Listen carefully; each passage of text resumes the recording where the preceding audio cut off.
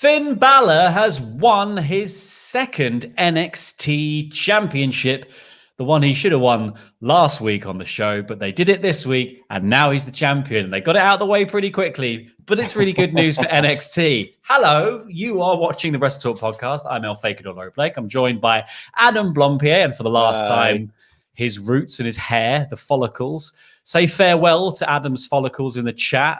Send us a super chat to bid if you want to send like a eulogy in or something for the bleach that's about to be defeated. We'll be reading out super chats after we talk about the main topic and at the end of the show. So let's dive in with the match that kicked off NXT this week, and the match that was sort of meant to sort of push people to be watching this week's episode, where they swerved us at the end of last week's edition and were like, oh, it's a draw. You've watched 60 minutes for a draw. Again, really good match. However, a bit unsatisfying to watch. This, however, did have a very satisfying finish. This was Finn Balor versus Adam Cole. They really hyped up the idea that, you know, Balor, if he won again, would be joining, either man actually would be joining a pantheon of greats in Shinsuke Nakamura and Samoa Joe as the only two-time NXT champions. Balor had a 292-day reign, I think it was, with the belt, which was the longest reign until Adam Cole came along with 403 days, I believe Cole's reign was, and topped it all. And that kind of like, you know, I think that idea of them, they played up the idea that the guys in the four-way last week were the four pillars of NXT, and then it sort of has been whittled down to two pillars, even playing into that idea with the branding of Super Tuesday 2, because the 2 was two Roman pillars, you know, so like it really did feel like this was the kind of the match of the biggest names in NXT right now facing off for the title. And I think it was pretty damn good. What did you think, Adam? Do you know what? Finn Bush. Oh, Finn. Do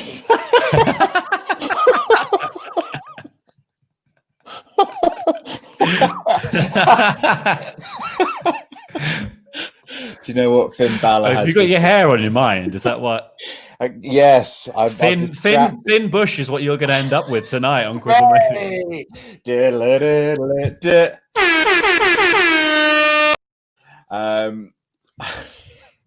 It was going to be so... it was such a good line as well. It was such a good setup. Do you know what Finn Balor has received now, Laurie? The big push. The big push is what I was going to do. Big push. And I was going to do the air horn. Unfortunately, it's Finn Bush, son of Kate Bush. Finn Bush's pala is what we're talking about. Anyway, bollocks. That's me done. That's me done for the podcast. See you later. Okay, bye then. Right, let's... Oh, no, you're revealing the back of the shot and this bit of cardboard I'm using to flag the sides. Put yourself back in. Get back in here. Oh, I am back. I'm sorry. Right. Okay. So, yeah, what did you think of the match beyond your terrible ability to craft a sentence? Oh, no. Right. I thought it was good. It was good. Like the stuff before the first like 2 ad breaks didn't really do anything for me. Standard match, feeling out process. I think it's difficult when I really like the canned crowd for the majority of the show. They don't quite feel right when it comes to like big matches with high stakes, because like it's not the same as if we had a crowd watching this. They would be properly like, you know, super hype, you know, let's go Finn, let's go Cole. And there was a little bit of that, but basically they were just banging on the glass for the whole thing, which kind of made it feel a little bit flat, especially for the first 2 segments. Final segment, really, really great. That's when Cole started doing super kicks and, you know, they started working the leg. All the leg stuff was really, really good. Like that's what the match came to be built around. But the first 2 segments of it felt, you know, a little aimless. Which for a result that felt like, you know, it was a foregone conclusion. It's just like let's get to the interesting stuff. But the last third of the match was really, really great. First time, I think we've seen someone kicking out of the coup de grace, which is interesting. People kicking out last shots and all the NXT stuff we come to expect. I like indie guys with their near falls. There was a bunch of really cool like kind of sequences in this where like Balor missed a stomp on the floor, and as Cole popped up, he tried to hit a pump kick and missed, and then Balor hits the sling blade, and as he runs back in to try and hit the drop kick, Cole's already up and just shining wizards him out of nowhere. And then there was just, the bit where Balor chucks him outside and he hits the baseball drop kick, and then he's kicking him while he's down, puts him in the chair by the ring announcer. Finger guns, runs in, and Cole pops up at the last second and hits this super kick instead of Balor hitting his drop kick. I just thought they had really good chemistry, and they did start to get like there was. I agree that first sort of half, maybe when there were the first two ad breaks, didn't really go anywhere, and it felt like kind of we're warming up, you're warming up with us. And then it really did just kick into this different gear. And the knee stuff I thought was just brilliant. I thought that was like, once Cole got into the figure four, after Balor sort of slightly fell on a coup de grace miss, and then he hits that sling blade, the reverse DDT, his own coup de grace, but his knee gives out as he hits it, and then he's sort of flopping around on the floor. And that makes Adam Cole the first person to kick out of the coup de grace. But then there's also, it's still a protected move because... Not quite true. Not quite true.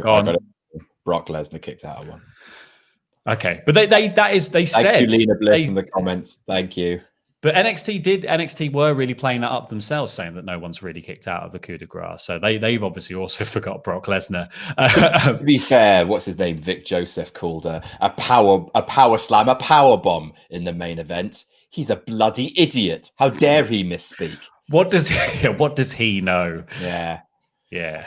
Stupid Vic Bush. Anyway, I don't think we covered it in last week's show, but Mauro has quit WWE. He's not involved in the company anymore. They parted ways, which is a shame. Mauro was great, but I gotta say, I am really behind. If this means more Stu Bennett on commentary, like, he's a really good replacement, a pretty out of left field one as well, but he's gonna do some amazing. He hasn't quite found his like alignment yet. Not that he necessarily needs to be heel. It feels like he's probably the closest thing that NXT's got to a heel announcer now that kind of Nigel McGuinness isn't there. But I just wanted to kind of point out that it's nice. Yeah, he's really, really good on commentary, and I really enjoy what he brings to NXT. Yeah, he's definitely a little bit more of a character than Nigel, because I think like Nigel fits into the you've got to have one heel commentator mold, but he's so obviously his wrestling knowledge is so broad, and he's so brilliant at like really selling the specific action in the match, and like putting over tiny little moments is really important. And I think Stu Bennett brings that same level of like technical knowledge. And makes a really big deal out of really small things to sort of enhance the match for the viewer. But then, I think he does feel more like a sort of he's obviously playing Bad News Barrett, and that that there is always that sort of overriding thing of like, well, I'm just better than all these guys, so why would I care? He's got a really nice air of a flabbergasted dad at times, which I really like. Whoa! What the bloody hell? Yeah, I really like that kind of. He's like he doesn't know what NXT is. Like, even though he won the first season of NXT, he's just like, whoa, who are all these guys? Why is no one carrying a barrel around the ring as fast as they can? Why is no one cutting a promo on the word wind? This is not NXT. But yeah, he's a delightful presence. He definitely is. So this match ended with like a big reverse, in a sort of inverted 1916. Balor goes up for the coup de grace, but he's being slow. He gets caught up top, and then he hits the 1916 from the top for the win. I thought the finish was really interesting and cool. I like the fact that both guys kicked out of each other's finishes here. It felt kind of warranted at the sort of scale of the match. I think it put both guys over as like evenly matched. And I really bought into the sort of final last shot that Cole hits where Balor kicks out right at 2. They did a very good job of making it seem like it could go either way. And then that finish was really cool, like something new that we've not really seen from Balor before in WWE. And puts over 1916 really hard as a like finishing move. Balor looked great. I liked the sort of playing it up afterwards when we saw them backstage as well, and everyone came to congratulate Balor, and Triple H shakes his hand, and then Cole comes along, shakes his hand, and gives him a 2 sweet. Like, this was all really nicely presented. This was it. kind of, they didn't really have time to build too much of a story out of this match going into, like, obviously Karrion Kross being injured. He didn't have loads of time to be like, here's a quick story we chucked together. I just preferred the fact that it was just like, just build it around the best guys, let them have a really fair, even competition. Let's keep the Undisputed Era out of it. Like, you know, just boil it right down to, this is simply what NXT is about. And that it really did feel like a kind of summation of the brand by having this match. And I think Balor, as we said, it felt like a foregone conclusion, but he is the best choice. You know how when people do their finishing move from the top rope, they add super to the front of it? Mm-hmm. And you know how Finn Balor, like, too sweets people? You know what they should call that move when he done it from the top? The super sweet 16. You can play the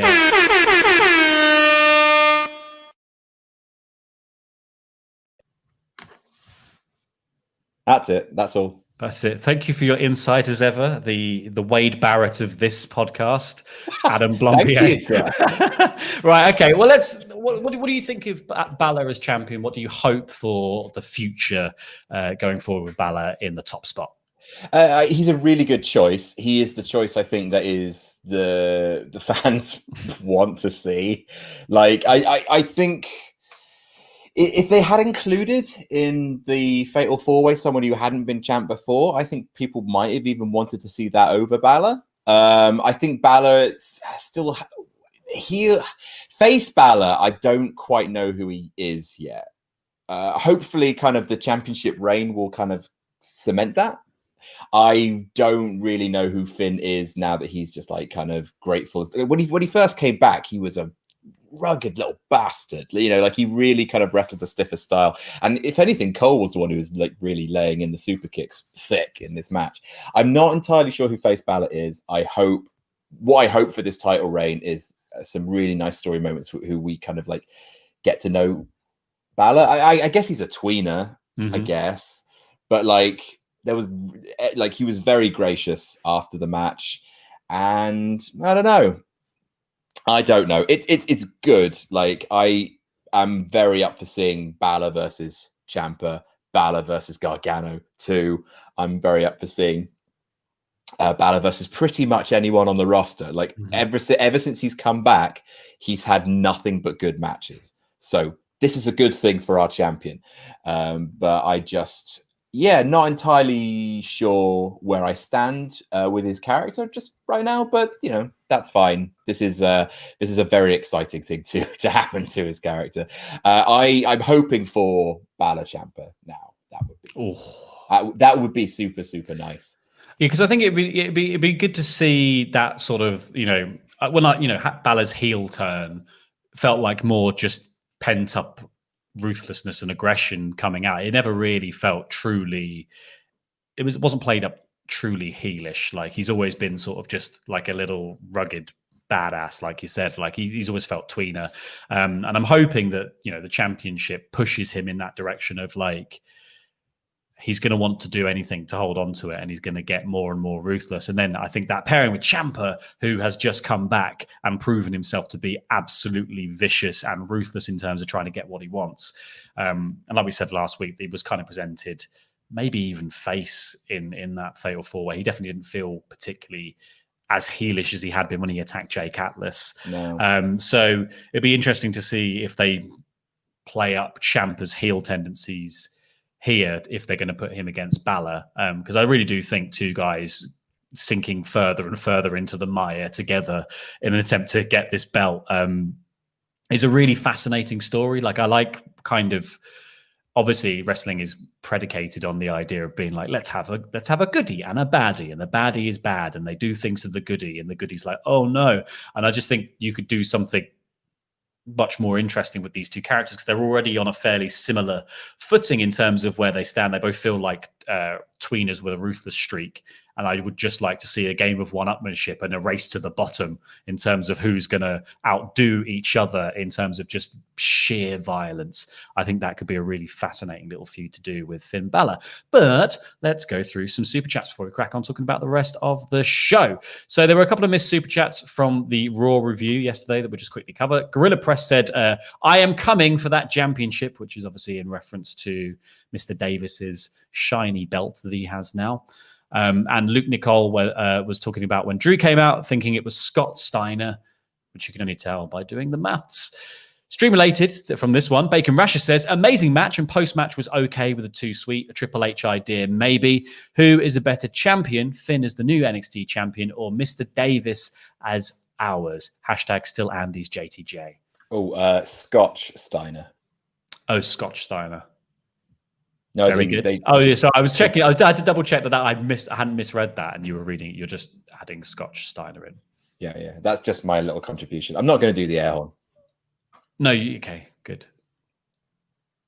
I'm not going to do it. You better not. I won't. No, okay. Read the next super chat, Laurie.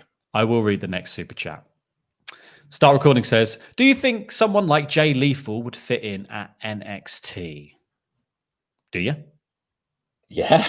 He's really great. He's a bloody great wrestler. I mean, Ring of Honor, past Ring of Honor champions tend to do well in NXT. Yeah, I feel like Jay Lethal's got that sort of tenure to skip NXT for sure. I hope not. But I would get it. I sit in that bubble. You sit in the bubble of being like, I'd love to see people. Like, there's loads of people I'd love to add to NXT, but also some people probably deserve to bypass it just for sheer like tenure in wrestling. And I think Jay Lethal's one of those people that could probably just skip NXT entirely. But it would be cool to see him mix it up with all the guys in NXT because I think he'd probably fit in better there. So Start Recording also says, what would be a worse idea, NXT Underground or Cross returns as Cuddly Cross? The Cross of the Carrionosaurus. I think NXT Underground would be interesting. It's definitely more interesting than Cuddly Cross.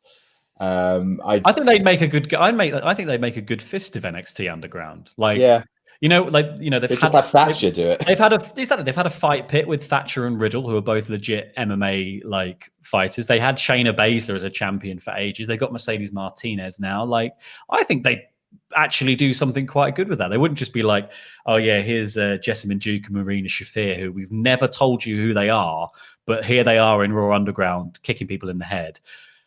Raw Underground's terrible.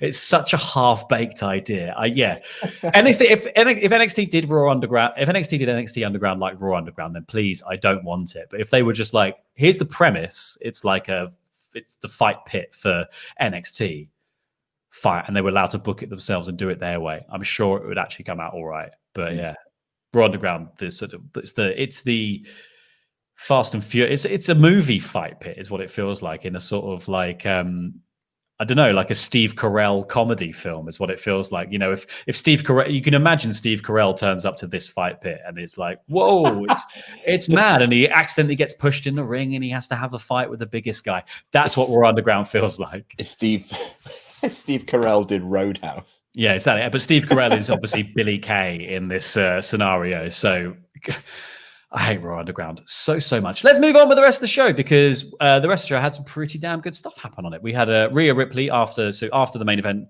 We saw Balor backstage. Then Rhea Ripley cut a quick promo on Mercedes Martinez, as she keeps calling her, just saying that she was going to beat her. She thought she was done with the Robert Stone brand. I thought I was done with you when I powerbombed you over the barricade, but clearly not. Going to prove that to you tonight. We then saw Stone backstage finding Shotzi Blackheart's tank. Shotzi was then in the vicinity of her tank, as you might imagine. She hits him. Aaliyah then attacks her from behind, and Shotzi accidentally sort of chucks Aaliyah through the curtain. And behind the curtain is Io Shirai. This leads to a brawl into the ring in which Shotzi and Io work together. And then Io hits her Asai moonsault onto, I think, Stone, and then Shotzi hits a senton onto Aaliyah. And then there's this moment where they're sort of like looking at each other like, yeah, we just beat up 2 people for looking at a tank. Brilliant. And Shotzi picks up the NXT women's title.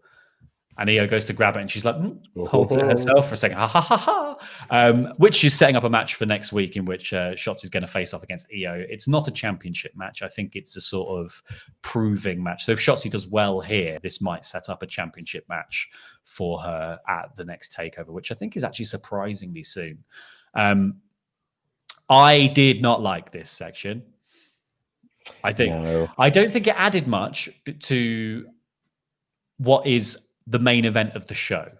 The main event of the show is Rhea Ripley and Mercedes Martinez facing off in a steel cage. Mercedes is in cahoots with the Robert Stone brand. She's a member of the Robert Stone brand. And then earlier in the show, you have them utterly humiliated by your current women's champion and Shotzi Blackheart in order to set up Shotzi versus Io.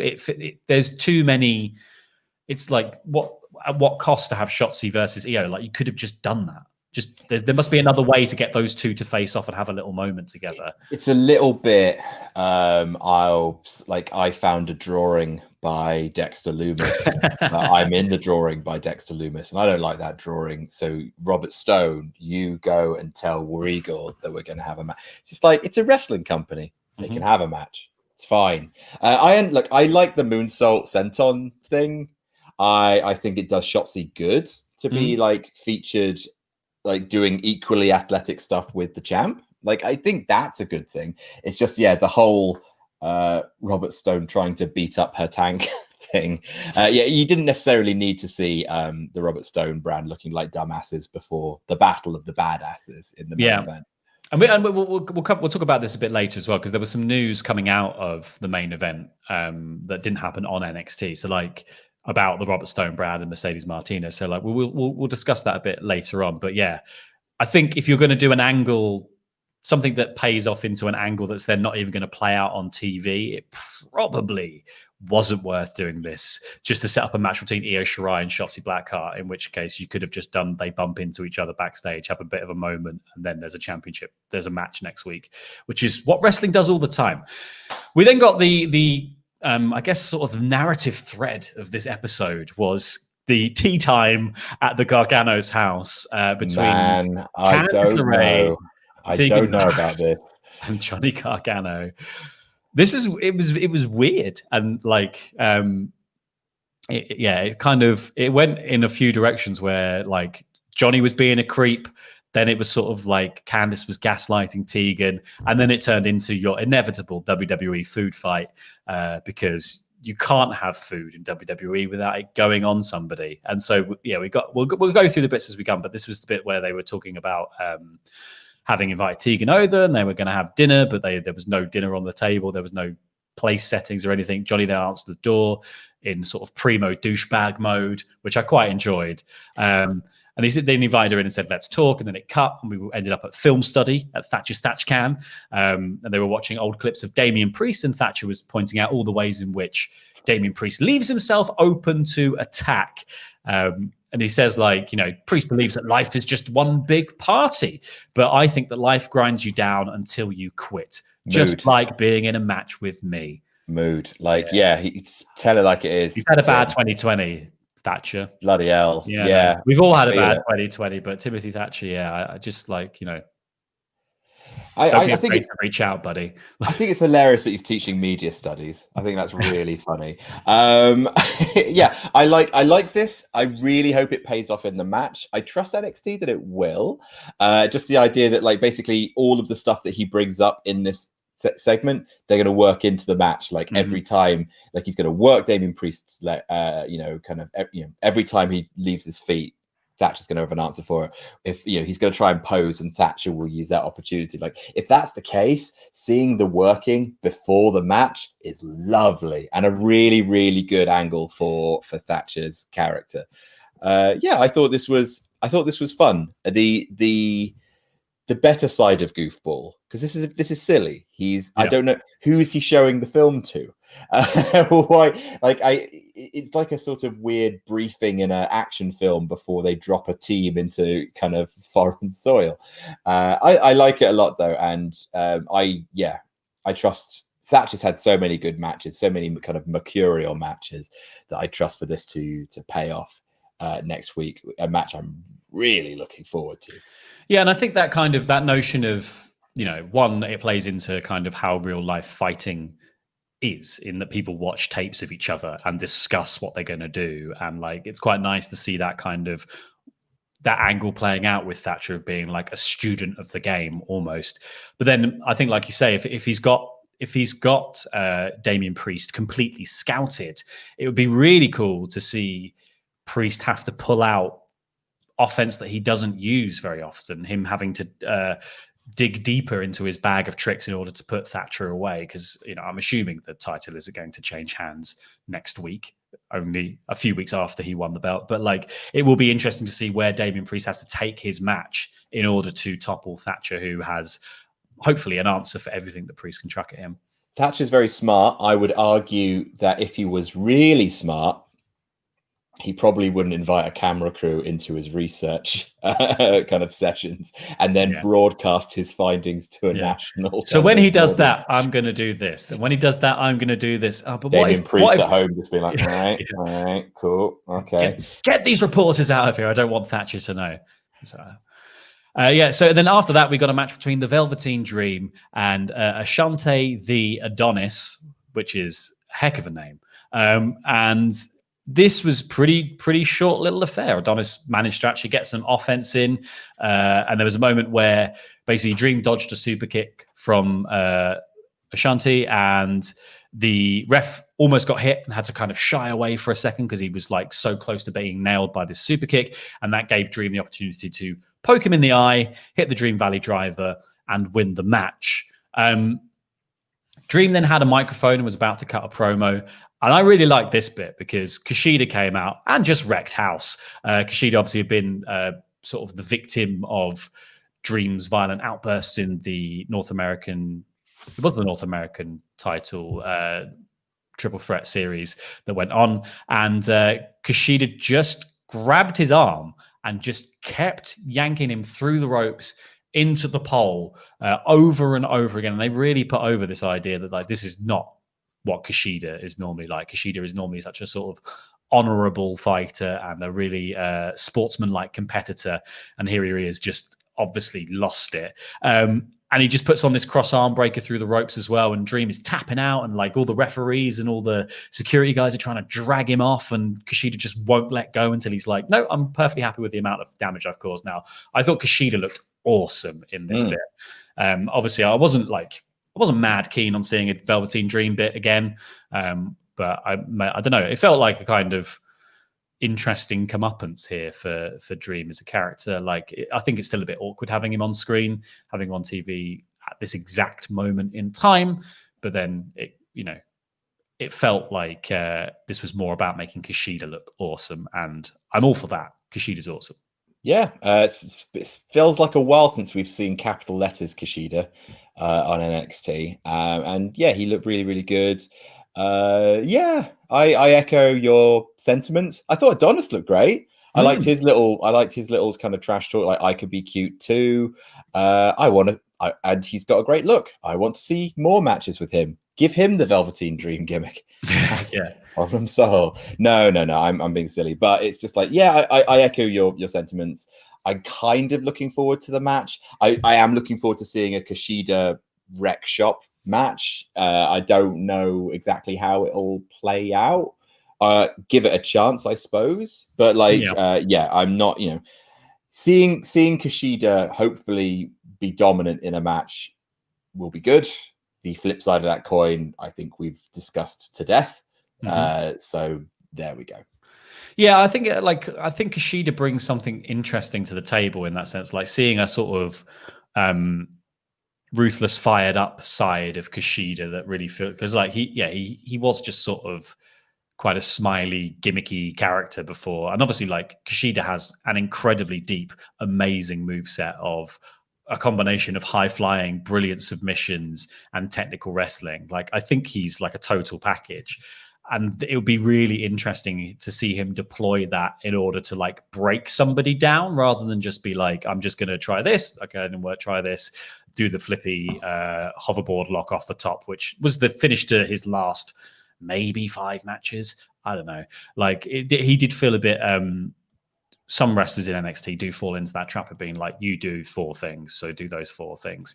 And that felt like where Kushida was at. So I think this subtle shift of his character into a slightly different direction should open up him to a kind of more interesting match type. And hopefully that means also they've got a plan for where he's going to go and what he's going to do now, because he has been a bit aimless for the last few months. Obviously, Elsa was missing for the last few months as well. But it would be really interesting to see like what's in the works for Kushida, because I do think he would make he'd definitely make a great challenger for the North American title. Yeah. Kushida versus Priest would be really, really good. Also, I really want to see Kushida Thatcher is what I would love to see. I know a real like take me away. I think like 2 people working a similar with a similar like kind of skill set, but working it from different angles, like Kushida being a more sort of flashy submission specialist and Thatcher being no, this just looks like it hurts. Like this is going to be slow and this is going to be methodical and it just looks like it's really painful. They would have a really good matchup, I think. Yeah, absolutely. I mean, there's a lot. That's the thing is like, there's so many people I want to see Kushida fight. I'd like to see him fight Legado El Fantasma again. Like that was a really good match. He's such a great hand. It does feel weird we haven't seen him as much as we have. It's nice to see him just like take the initiative and do something rather than show up for his appointed match when he's scheduled. It feels like he's been very polite on NXT so far. Yeah, and I'm hoping this, like, you know, positioning him against Velveteen Dream says to me like North American title picture and not Cruiserweight division, which I think was kind of the risk that you run with Kushida in WWE, where they'll just go, he's small and does flips. You're a cruiserweight. And it's like, he's definitely, he could definitely be a very good cruiserweight champion, but it is a bit of a dead end overall in NXT. It's not done wonders for every single cruiserweight champion, has it? So like, that's true. I mean, Kushida obviously has the legacy of being one of the greatest light heavyweight champions of all time in Japan. And you could sort of, I think, use that legacy to build a cruiserweight division around. Maybe. Yeah, but then you've got to invest in more than one person in the cruiserweight division at a time, and they can only really, generally speaking, NXT has enough room to do the one cruiserweight feud that there is, which is currently Escobar and Swerve, and that might just continue on for another few months now until something happens. And yeah, I don't know. Like, I just feel like Kushida you'd get more benefit out of Kushida of having him in the North American title picture, just because he just is a different, like, that should be the sort of division in NXT that is just this mismatch of like all these different styles and all these different people. You've got people like Priest who are giants that can fly. You've got Bronson Reed, who is colossal. You've got Thatcher, who will just pin you to the mat and make you submit. And then you add someone like Kushida in there. I think you've got that would be a really interesting division then. Agreed. We then saw Breezango, who was smelling their titles, saying it smelled of victory, and then smelled of victory too. Then Fandango dropped his on the floor. We are back to comedy Breezango, and you know, we were saying the other week, we're like, oh, I hope when they win the titles, that sort of seriouses them up. That you know, that gives them that sort of little bit of, you know, it makes them feel like kind of legit competitors and not just like belt warmers. And I feel like we've gone back to kind of goofy Breezango, and then we've put them immediately back into a match of Imperium. So we're just going to replay that as well. Like, it's not that I'm not excited to see Imperium Breezango in a match again. I am excited to see that. I think they do really well together. But it just smacks of not really having any plan for Breezango beyond having them wear some silly outfits and dance around with the belts. And also it just feels like a kind of, you know, I think people do earn a shot at the titles in terms of just like how long they've been with the company, what they did for the brand and stuff like that. You know, Breezango are more than qualified in terms of like just time and effort put into NXT specifically to be like, have your tag team title run now. But I'd like there to be a story and a plan coming out of it, and, you know, something for them to do that didn't feel like we're now just going to go back into a bunch of matches with Imperium. until the world goes back to normal.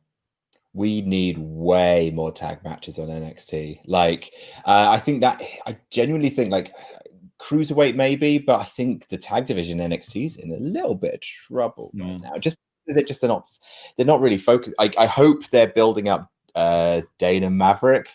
I genuinely think that storyline's got legs. And we're talking about Breezango.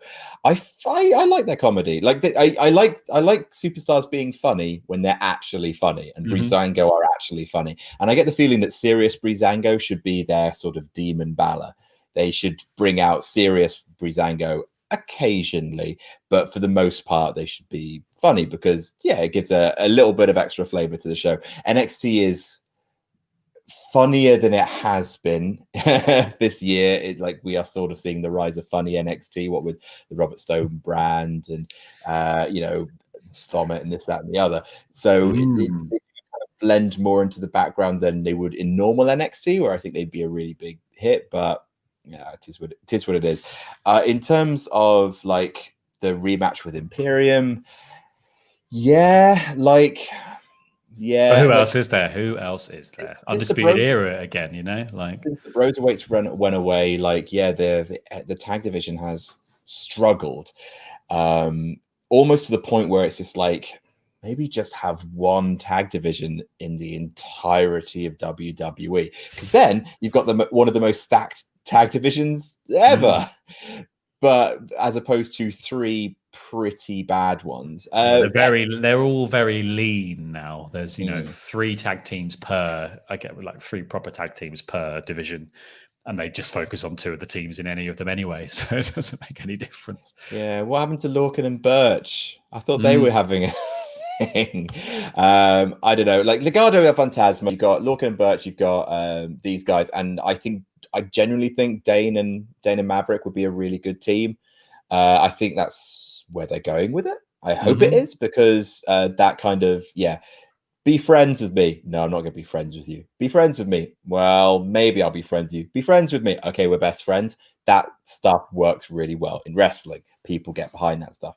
So, I'm up for them. I'm up for Legado del Fantasma and then Dain and Maverick being the next champs. Ooh. I'm up for that until we can then return to some heavy, some super workers in the tag division, so we can get back to kind of the days of AOP versus the Undisputed Era, or Undisputed Era versus the Broserweights, or Aleister Black and Ricochet versus War Raiders. Do you remember tag? What tag? I remember tag wrestling. Title matches on Takeover, man. I remember them. Which is not to say that Breezango didn't have the best match of last week, which I think they might have done, to be honest. It's not dire. It's not as dire as Raw's tag division, but it needs work. Some work. It needs some love. Is what I think. It needs some love, and I think it needs some direction. And at the moment, going straight back into a feud or just into a match with the guys you already had a match with 2 weeks ago just doesn't quite feel like a direction. It feels like a sort of placeholder, but we'll see. Maybe this is the kind of definitive, this is the full stop at the end of that, sort of like we've now drawn a line under Imperium by winning this match again. We then hop back to Candice LeRae and Teagan Knox. Johnny had been sent off to bed to put the dog to bed. I think it was the dog's bedtime. And Candice says, I'll start as soon as you fess up to those mistakes you made. She says, I think the big issue is you don't understand the Gargano way. And then she sort of goes into this interesting little wrinkle with it, where Teagan's saying I don't really agree with what you've been doing. You've been jumping people, attacking people. She's like, yeah, but have I done anything for you? I've always had, I was always your big sister. I've always had your back. Has it been any different since the Gargano way? And it just felt like gaslighting. Teagan was just nodding along, maybe that's right. Maybe she hasn't been horrible. Maybe everything could be repaired. But we found out later what was really going to go on. We then got Bronson Reed versus Austin Theory. I liked this. This was primo douchebag Austin Theory. Every single, I'm the young, one of the youngest ever signees to WWE. already been on WrestleMania and you've barely been in the sort of North American title picture this year. This was just like full on, I'm going to make you want to punch me, Austin Theory. I really enjoyed it. Like offering the handshake at the beginning after having obviously jumped Reed, putting his hands behind his back at one point and being like, go on, hit me. Obviously, silly thing to do because Bronson Reed just mowed him down from that point forward. Really destroyed him. This was good stuff. I demand a tag team of Austin Theory and Cameron Grimes right now. They would be so just the douchebaggery of that. Like they would be like proper like early Undisputed Era, just like little horrible bastards. I think they would work really. I thought Austin Theory did well here. I think that after the match they were like, oh, let's not count out Austin Theory though. He really put up a fight. Mm-hmm. Did he now? Because Bronson Reed battered him. I thought it was a lot of fun. This side of Bronson Reed is great. Their presentation of him is getting better every week. I think, he could be a proper big deal, maybe in a year's time. He could be a 330-pound deal. Did you know he weighs 330 pounds, Adam? He's colossal, they say. 330 pounds. They said that so many times during this match. And I think, they're trying to put over the idea that don't count Austin Theory out. I did like the idea that, Theory put up with all this offense. There was a point in this match where Theory's face permanently changed color to like this sort of like winded blue that just continued for the rest of the match. But he took a legitimate beating in this, and I think it was, that like obviously wrestling is scripted to a degree and it is a performance, but obviously it really hurts and people are hitting each other to some degree, and you felt that in this match just by looking at Theory's face. There was that point where he goes for the sunset flip and tries to sort of pull Reed down with him, and Reed does the sort of big wobble and then just goes, I'll sit down on you. But just a full, like it wasn't even the sort of Rikishi style drop where he bends his knees as he collides. Reed just was like, no legs. Well, that's the thing is like Rikishi would do that from the corner, but Rikishi occasionally he just went legs straight out right on top of you. And I did, I got it in my notes. The quiche. Because it was brilliant. The new entrance, Austin Theory also has a nice entrance. It's worth pointing out, but Bronson Reed is probably the best in NXT now that Karrion Kross is on the shelf. I don't know really what I want from Bronson Reed next, because I don't necessarily want him to go straight for the North American title. I want him to have a really good personal feud so we can find out a little bit more about him, because he's had some video packages where he talks about like he loves his partner so much because his partner gave him the money to go to wrestling school, and I just think a proper in-depth feud with someone really nasty would be fun. I don't know if Austin Theory is quite that person. Maybe Cameron Grimes. And that's how we get Grimes Theory. I don't want more of Grimes's pranks though. Yeah, down your tires. Put sugar in your gas tank. I'm more Cameron Grimes on my telly. Where is he? I do love Cameron Grimes. I haven't seen him since Takeover. This is won't do. I do think this was. I think you're right with the sort of Austin Theory's entrance. Like it's good to see what his character is. I don't think his time on Raw particularly, especially being the third man in a trio, like really gave him the sort of room to grow who he was. And he's so new to WWE as a concept anyway. Like he'd done that first little run of matches in NXT, but first couple of matches were legitimately like 4 moves long and didn't even really get into the sort of, why is he called Austin Theory? And he kind of, that was all because it was meant to be space-based, I think. So yeah, it would be good to see more of him in sort of NXT and really give him a chance to grow as a character on screen, because I do think he's good. But obviously here it was more about making Bronson Reed look absolutely monstrous, and they did that very well. Bronson Reed, I think, is one of my most remarkable turnarounds this year because he just felt like a nothing. Like he felt like a Keith Lee light for so long as well, because it's just like another big guy in a division already stacked full of big guys. And obviously, like with Keith moving up, there is that sort of space for Bronson Reed now to sort of become more of a focus and more of a draw. And yeah, I really do think they like these couple of changes to his entrances, to his music, to his gear, to just the branding of him as well as like Colossal rather than Thick Boy. This has all done wonders for him. I think Bronson Reed is now one of the more exciting prospects in NXT's current men's division. He feels like a proper project. He feels like he's being groomed for something, and it's been a gradual enough and organic enough rise that I think he's going to really get people behind him. Yeah, who would have thought that he would have ended like the go home show before Takeover, holding up the North American title? I know he didn't win it, but like 4 months ago, I don't think I would have even have picked that as like a possibility. If you just said, here's everything that could have happened, I never would have gone like, that's a thing that we'll see. Okay, we then got Adam Cole saying just a little quick backstage interview with Cole, and he says like, yep, Finn Balor was the better man tonight, showing respect again, but says if he gets another shot, there's going to be a different outcome, and that is undisputed.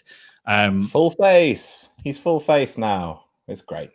Yeah, he's going to be I think a face run for Adam Cole on NXT will be a lot of fun, especially with the complications that will arise in the UAE, because certain members of the Undisputed Era are definitely not face. Oh yeah, so it might be Kyle and Cole, and then Strong and Fish together. Maybe that will be the sort Strong of Fish, Strong Fish, Kyle Cole. Cole O'Reilly, Irish name of all time. Yeah, so yeah, I think that could be a really interesting little feud, though, that rift in the Undisputed Era, and you can do a big takeover match just of those four guys in a tag team match. That would be, I would want to see that at that sort of level. That'd be really, really cool. We then got Mercedes Martinez saying that lions go after the biggest animals when they want to be king of the jungle to take their spot. And that's why she's gone after Rhea. She's not going to stop until there is nothing left of Rhea Ripley.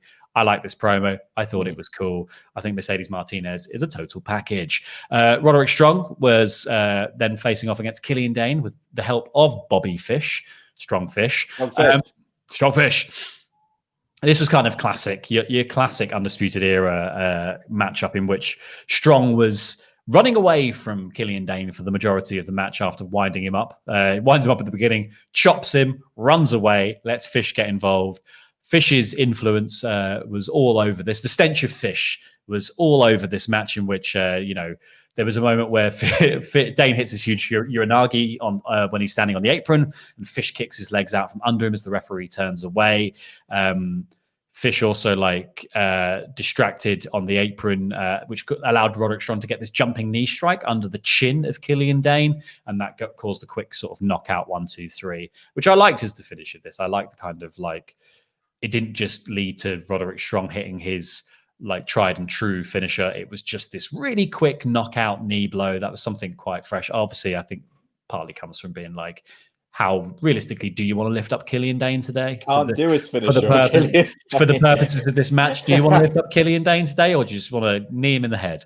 But I did like it. I thought it kind of, that kind of flash knockout moment feels quite legit. And yeah, this was just mostly about setting up the post-match angle in which Strong and Fish begin to beat down. Strong Fish beat down Dain post-match. Drake Maverick runs into a beating, as ever, with a baseball bat to help out. Drake, for the love of God. Read the room, mate. But he brought a bat this time. So, I mean, he is slowly making progress here. He brought a weapon in order to help him out, and he ran off. He started to run off Fish and Strong, but they then started beating down Maverick. So it was Dain who chased them off with the bat. It's like a bit of curtain rail. It wasn't even a bat. I don't know where he got it from. Like, did he just kick apart like one of those clothes frames and then just run to the ring with it because he can't stop himself from wandering into a brutal and sustained beating? He never picks the moment before the beatdown happens when the other person that he's going to help is stood up already to help him. He never thinks like, I'm going to help them, but maybe I also need some help. But like you said, this seems like it's building up to that sort of slow friendship between Dain and Maverick, because after the match, Dain is sort of looming in the ring as he's chased off Strongfish. He turns, and Maverick is sort of cowering in the corner and does like a real meek, like, ooh, and rolls into a little fetal position for a second. And Dain drops the bat and then turns and walks out of the ring, and he's about to climb out. And Maverick rushes across the ring at this point. I was like, Drake, no, you don't. And he's like, handshake. And Dain nails him again. Oh man, I like it. Incremental progress every week. That'll do me. That's a nice little use of both these guys. They should call themselves the authors of Dain, because let us never forget that Drake Maverick once managed the authors of Pain. Stupid that. But yeah, no, I wet himself on a weekly basis or whatever it was they had him do. Sure did. Do you remember that week where he pissed on Bobby Roode's clothes? What a stupid company. Wrestling's dumb. But yeah, I'm up for this. This'll be fun.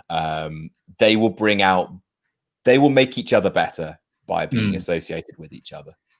I think that like the odd couple pairing will work really well for them. Obviously, like Dain is the right side of kind of grumpy and over it to work against Maverick's brilliant sort of meek, cute comedy that he'll be able to provide in this feud. I think the pairing actually what dynamic? You're the kind of the grumpy old, I don't like anything, I'm really hairy, and I'm just like a skippity dee. I'm really hairy. Yeah, well, just like I assume because you're a ginger, so I'm going to be way hairier than you by the end of today, mate. So let's not talk about who's got the most hair, because it's definitely going to be me at the end of the day, isn't it, Baldy? All right, mate. That hurts my feelings. Well, tough hits. You shouldn't have lost. Shouldn't have made. I did try. Stop writing checks your hair can't cash. Ollie absolutely bollocksed me in the drawing round, and I should have had that WrestleMania X7 12 points. God damn it. Never mind. I'm not bitter. Not bitter, just bored. I'm not bitter. Remember, I'm the Drake Maverick in this friendship. Oh, okay. It is like I'm bitter on your behalf. You are. We're like the Martin Prince and Nelson Muntz.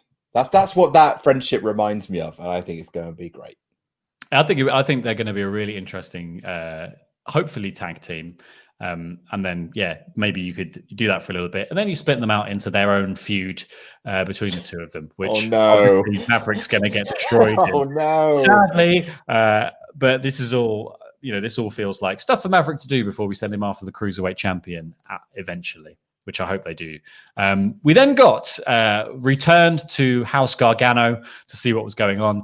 Candice was setting up a cheers. She said, cheers to me, the next NXT women's champion, because it seemed like Teagan Knox was really on board with the Gargano way and everything up until this point. And then Teagan says, hey, hang on. Why are you going to be the next NXT champion? And she says, well, because we're doing this whole Gargano way thing that is nebulous, and we've never really Teagan nebulous ruining another friendship. She said, you had your chance. Yeah, Teagan, why can't you leave it well enough alone? She says that Teagan then points out that Candice didn't beat Io either. Ha ha ha. Candice says she needs a little moment to have a think, and goes, just need a moment. Then chucks a salad over Teagan. Teagan then chucks her water over Candice. This causes Johnny Gargano, fresh from putting the dog to bed, to run downstairs and be like, hey, what's going on? It's kicking off in my house. And Teagan then pours spaghetti on Johnny and smashes the TV and runs out.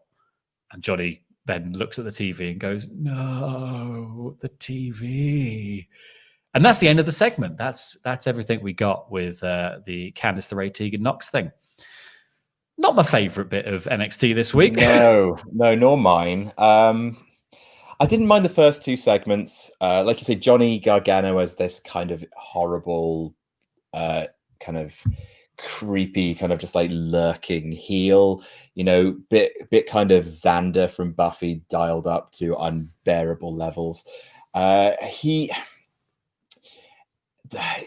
If Johnny Gargano was on the main roster and someone poured spaghetti on him, the internet would burn itself to the ground. How dare you?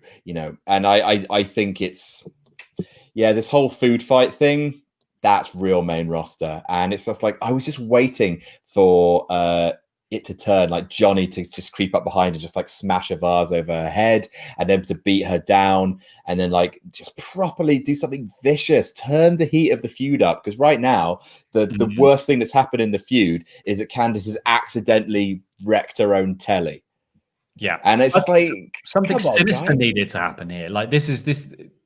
You've been playing up the idea that the Garganos are like different people than they were before. They aren't just like, they were doing that sort of Stepford Wives style, make cute sort of homemaking aspect of it, where they're having dinner and all that stuff, and then they did all the sort of like dark turns to camera where the real thoughts came out, and that was a bit goofy. But I quite like the sort of playing up, being the heels, but the heels who play up being kind of perfect and nice.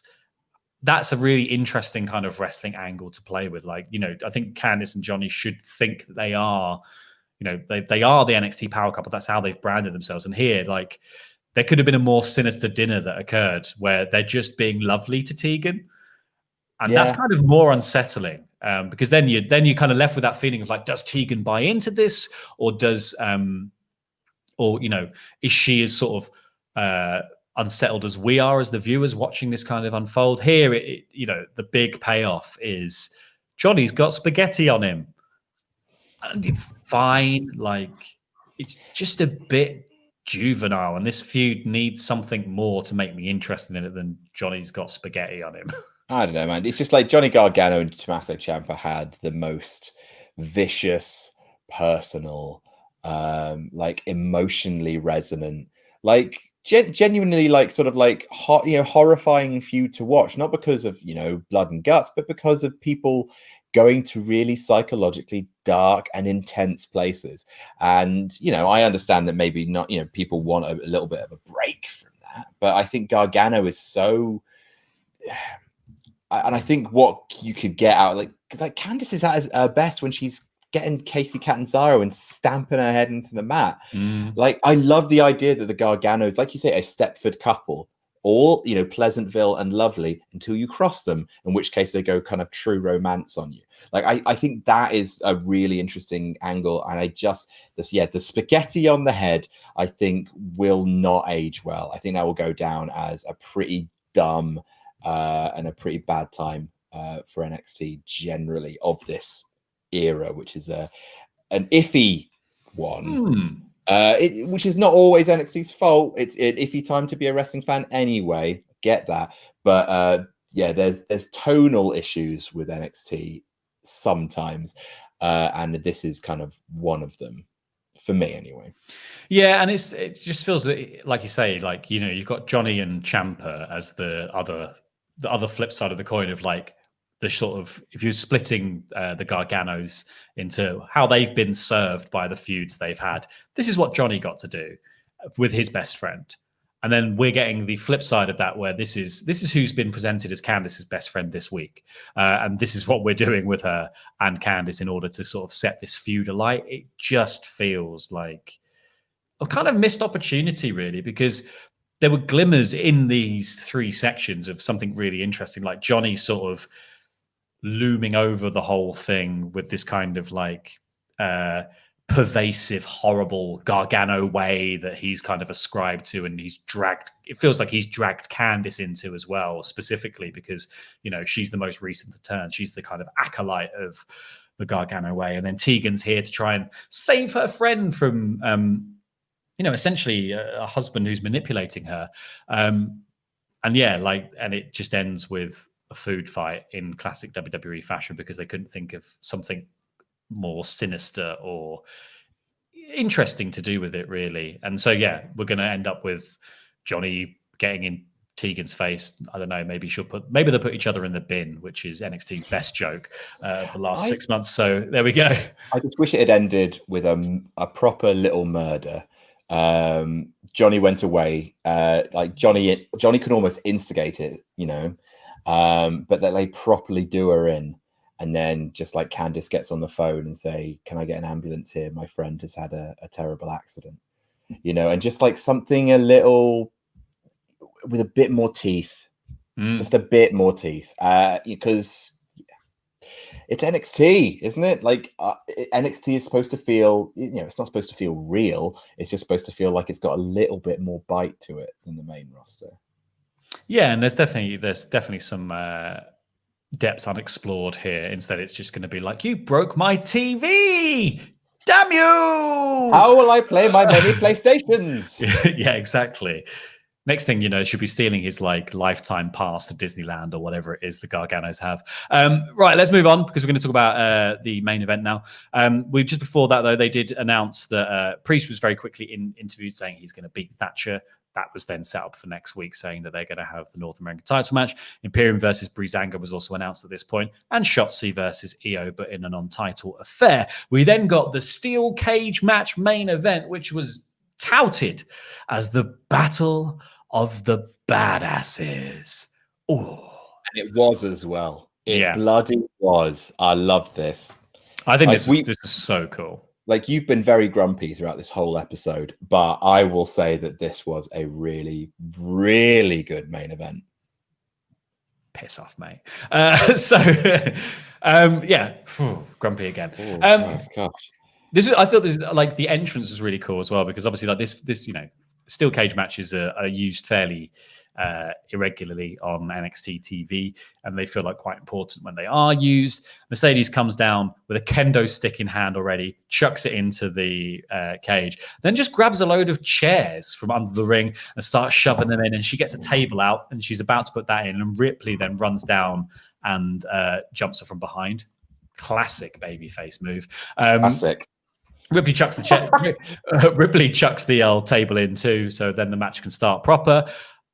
Some of the stuff they did here was just brutal. Like, very early on, Mercedes Martinez managed to get Rhea Ripley off the sort of top turnbuckle into a power slammer, just slammed her down onto this steel chair. There was a moment where she hits like a German suplex, like a spider style one, where she manages to hang on to the turnbuckles, and as she sort of sits up ready to turn around and jump off, Rhea Ripley just chucks a chair in her face, which causes Mercedes' head to go back through the join in the cage. I was like, I really thought they were going to do a thing with that, and they didn't. And it's like, fine, you really got me though. I really thought they were going to do a thing. Like, it looked grim. I loved it. Yeah, this had the fire that we were just demanding from the Candice section. This was some teeth. Like the Rhea and Mercedes absolutely kicked the crap out of each other for this match. Like they did so much stuff. There was like so straight after her head goes back through the cage, Rhea hits a superplex back into the ring. Mercedes misses a kick towards the end of the match, and Rhea gets her into the prism. Martinez picks up the kendo stick and attacks her legs to get out of it. She then sort of climbs up the walls. Robert Stone starts climbing the walls at this point, and Rhea gets up and starts trying to hit him with the kendo stick through the cage, but she's cut off by Martinez, who hits a neck breaker off the top rope. Like, there were a lot of really big bumps that both women took here to set up a finish in which Rhea managed to reverse being set up for a superplex, seemingly, or a fisherman's suplex, I think, off the top was what Mercedes was setting up for. And she hits the riptide through a table and then pins Mercedes. I'm not massively keen on the outcome of this. I feel like Mercedes would have got more from the win. Hell. No, I love the match. That's what you've been doing for 5 minutes. Could you tell I could watch you thinking as it was happening. Sorry, no, carry on. You were complaining. Yeah, no, I wasn't complaining. I was just saying I think Mercedes would have benefited more from the victory here.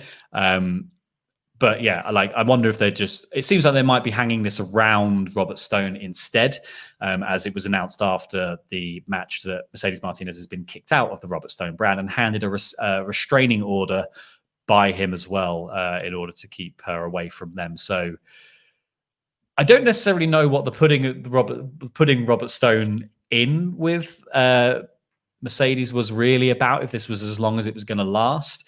And yeah, it kind of positioning it as this moment in which, like, they put it over on the commentary and said this is the moment of like Rhea Ripley finally overcoming the Robert Stone brand, who have been in her business for weeks now. And it's like, that doesn't ring true particularly, because it was Rhea who kept putting him in the bin.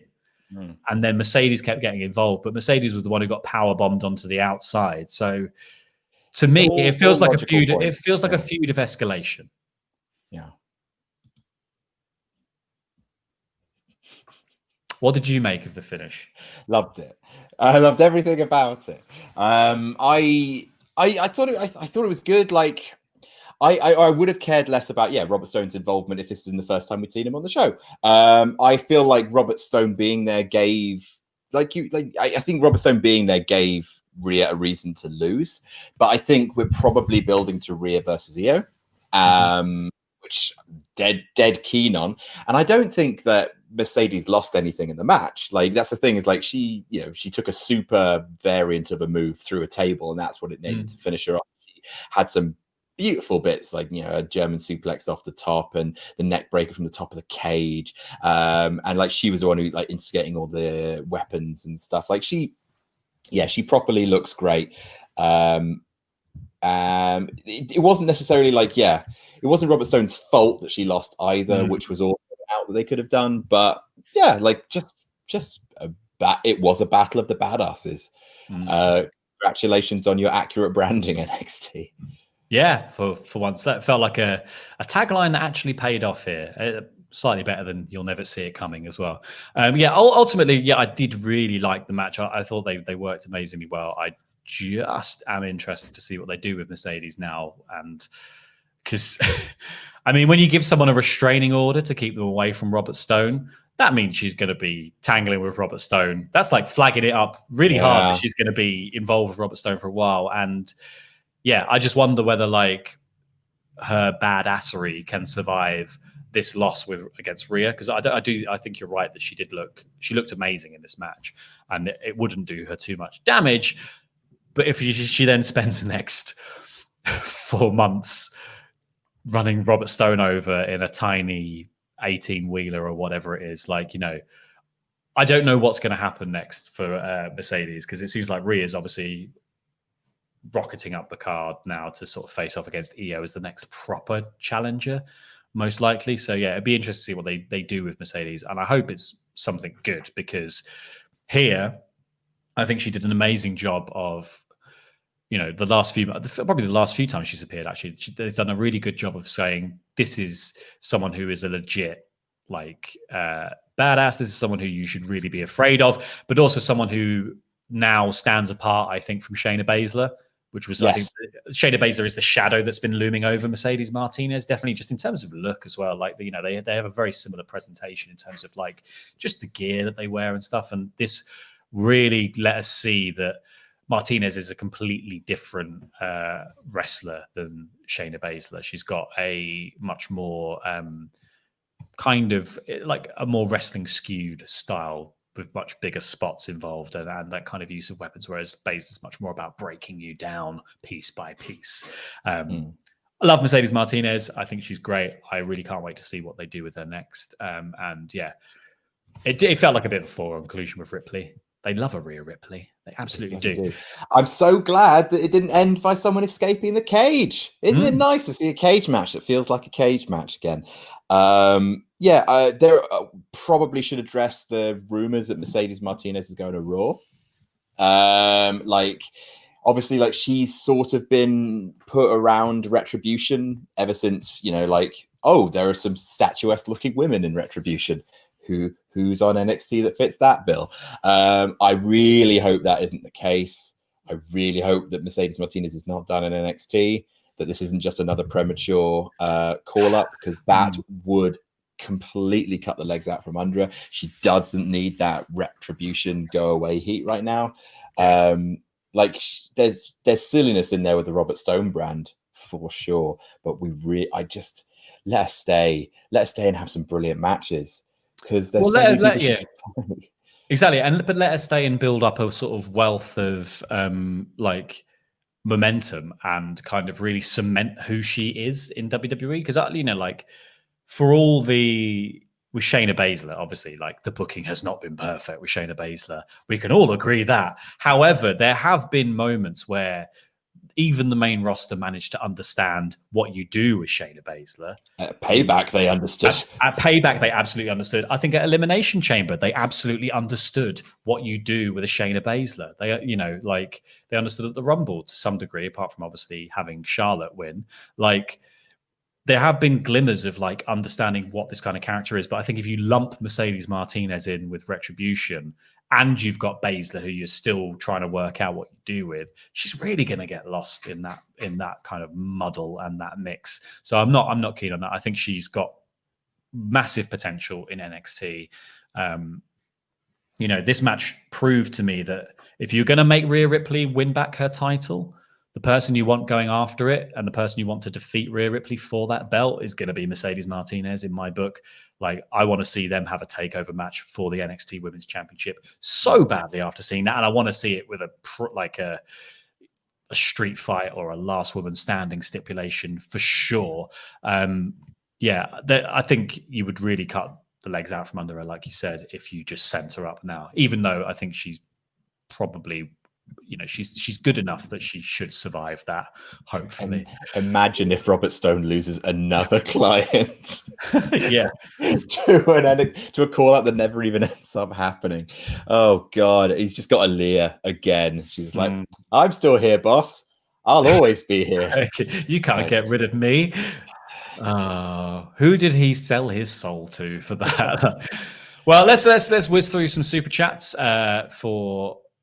to close out the show. I need to double check, actually. We've got Patreon shoutouts to do as well. But Duffs101 says, do you think we'll see Ridge Holland again in NXT, or do you think he has heat from the Gargano injury? I think we'll see Ridge Holland again. Accidents happened. Like, yeah.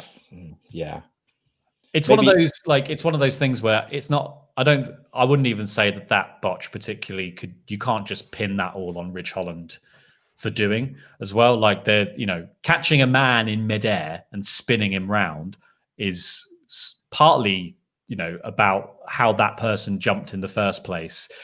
And then, you know, some of it's left up to the gods in that bit as well, where it's like, you've got to spin a man around and put him on the floor.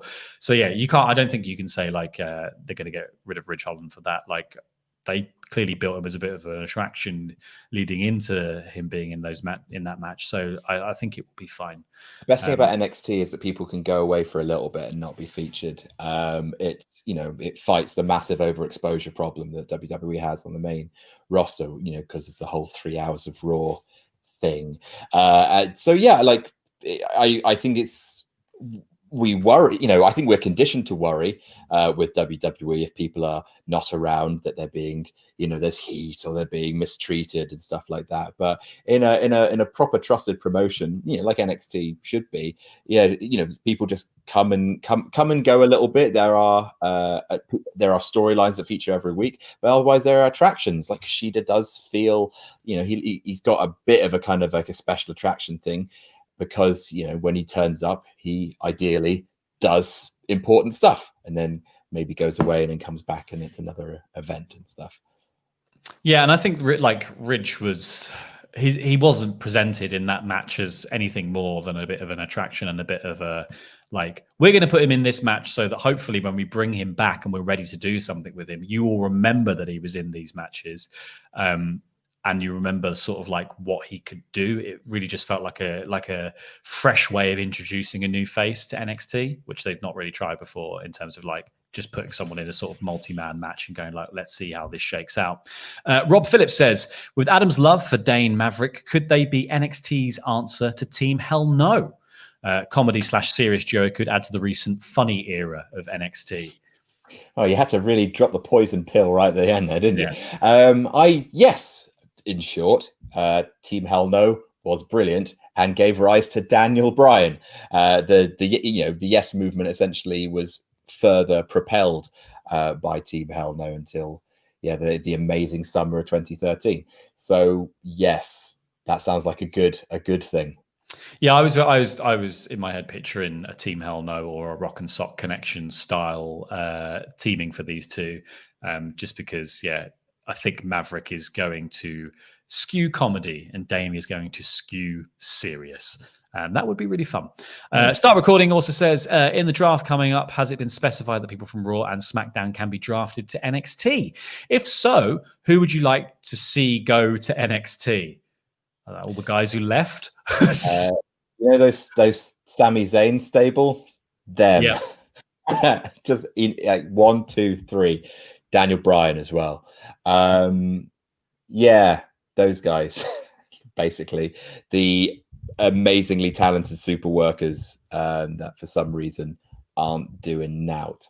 They're SmackDown Tag Team Champions, and possibly they're going to unify the belts. So I should not complain, but I just want to see NXT Sammy again. I miss him so much.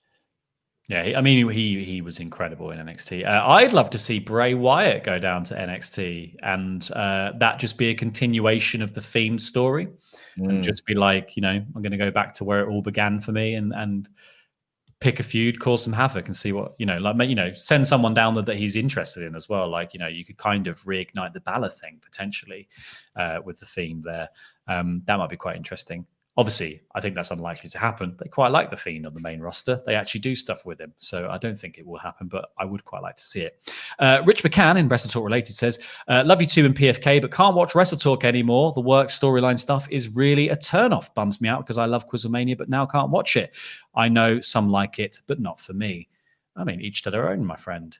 Each to their own. I mean, hopefully there's not too much, of the inner workings of the office being displayed in a Quizlemania to ruin it for you. There'll still be nipples. I can promise you that. I'm assuming there'll be nipples. I don't know. I mean, Adam could draw a nipple in the top of his head and it would look like a boob after tonight. So, there's that potential. So stick around if you want to see that. Emery Chacon says, I hope Luke Owens comes back to save Adam from shaving his head. Unlikely. SJC. Nothing can save me now. Nothing can save you now. The razor's already in the back room, whirring its way up, doing the hand crank. It was a Victorian one. SJC Flawless says, we hate Mr. Davis. Boo, the Ollie Authority. Quite so. Corporate Lino comes in with the opposite opinion, saying, respect the Ollie Authority. It's all popping off in the chat. Oh my God, it's happening. There's a war. There's a war brewing. Bacon Rasher says, totally ignored super chat. What? Hashtag Ollie Authority. Did I ignore one? Have I missed one? Or did I get to it? I think I don't know. Let us know in the chat. I'll keep an eye on the chat. SJC Flawless also says, you screwed Luke. You screwed Luke. Boo. We didn't screw Luke. We didn't. Had nothing to do with it. We like Luke. Come on now. I assume they're talking via us to Ollie. Yeah, let Ollie. Because Ollie is probably and watching. Obviously Chopper. Little bastard. Yeah, weasel. Do you remember? I used to like Chopper. He had such a whimsical little energy to him. Now he's gone all serious. He's all suited and booted now. Thinks he's better than us. V Infuso says, money me, money now. Me a money needing a lot now. Thank you for your super chat. I don't know what it means. Appreciate that. I like it. And then in the last minute super chats, Gordon Maston says, will Finn continue to be a tweener after winning? I certainly hope so. I hope they don't just turn him back into regular old face Finn Balor, because smiling Finn Balor was one of my least favorite things in NXT.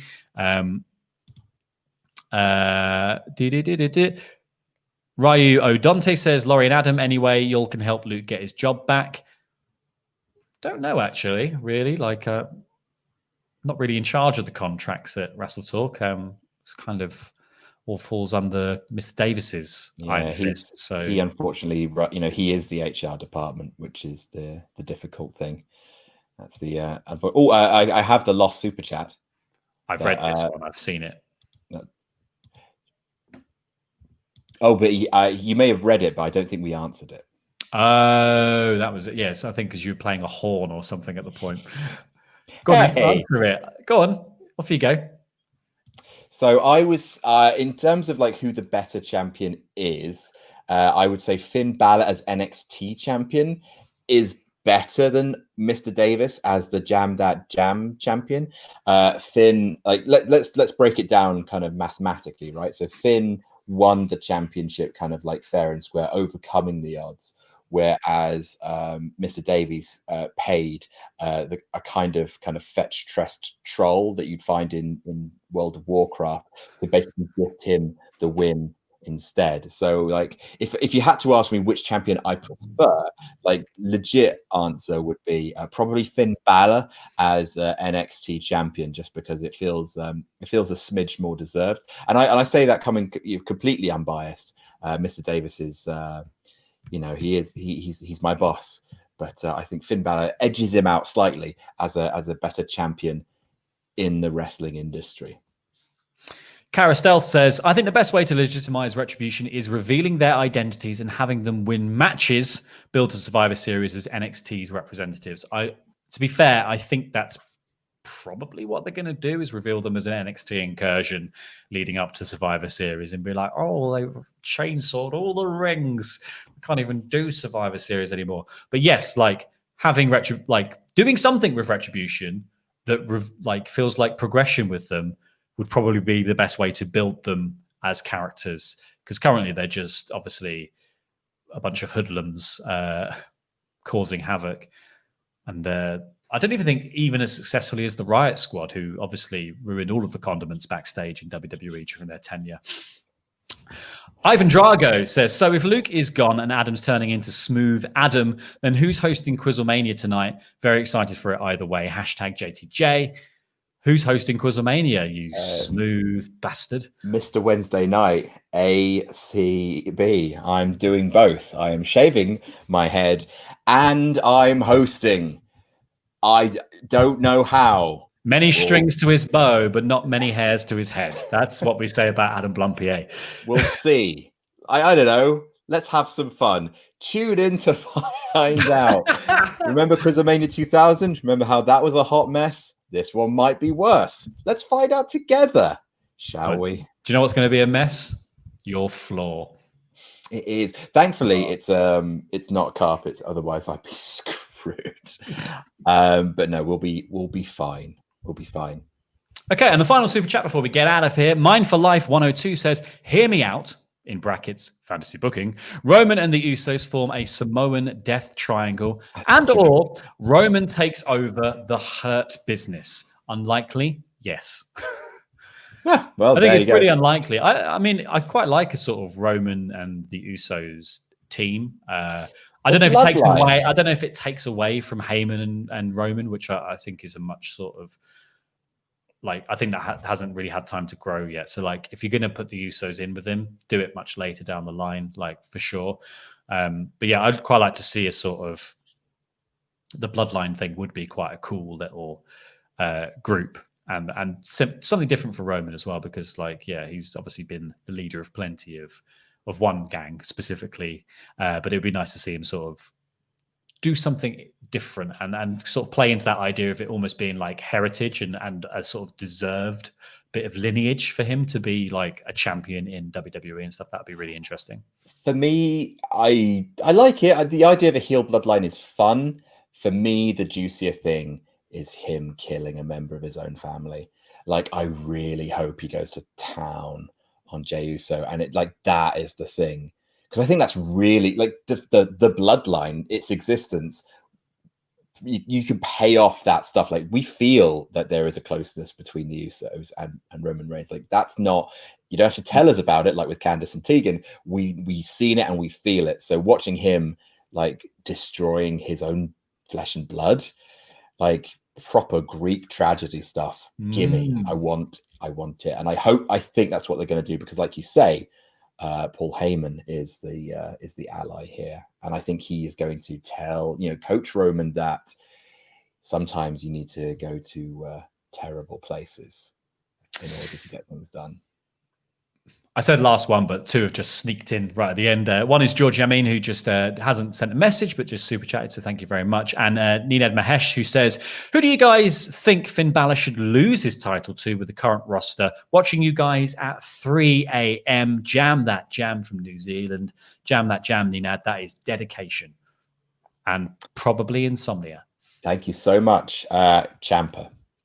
Yeah, I'm also on the Ciampa bandwagon. If I can't have Bray Wyatt go down and do it, I'm going to have Ciampa because I think there's some really interesting chemistry between those two there, like we talked about earlier in the podcast. Right, well, thank you very much for watching. If you are watching on catch up, please click the videos that have appeared on screen now to watch more awesome WrestleTalk things. There's also a button that will turn you into a Patreon floating around somewhere, so you can become a pledge hammer and you can get even more awesome WrestleTalks things, WrestleTalk. I've been El Fagador Laurie Blake. That's been Adam Blompier. That's also been Adam Blompier's hair for the last time. Watch Quizlemania tonight. Do watch Quizlemania tonight. And that, we're NXT.